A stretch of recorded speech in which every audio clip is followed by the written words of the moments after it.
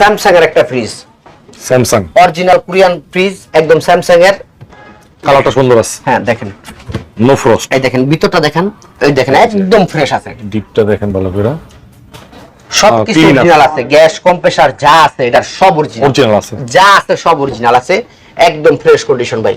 বলেন knock price 15,000 টাকা। Knock price আচ্ছা আরো 1,000 কম যান, 14,000। 14,000 টাকা নক প্রাইস, একদম সবকিছু অরিজিনাল আছে। সুন্দর একটা ফ্রিজ, ঠিক আছে। তারপরে ভাই ইনভার্টার একটা ফ্রিজ দেখেন, স্যামসাং এর ইনভার্টার স্যামসাং এর, হ্যাঁ ইনভার্টারের,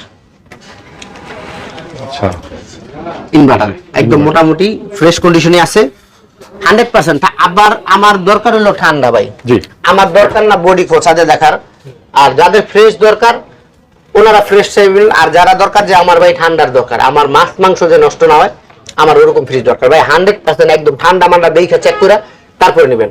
একদম নক প্রাইস দিয়ে দিব, দেন 14,000 টাকা দিয়ে দিলাম। 14,000, হ্যাঁ দেখেন তো এটা তো কত বড়, এটা 14,000। তাও ইনভার্টার একটা কম্প্রেসারের দাম 20,000 টাকা। যদি কেউ না জানেন, যদি মনে করেন যে চাপাস আছে, তাহলে জিজ্ঞেস করবেন একটা ইনভার্টারের কম্প্রেসার দাম কত। এই ফ্রিজটা 14,000 টাকা নক প্রাইস। 14,000 টাকা। হ্যাঁ।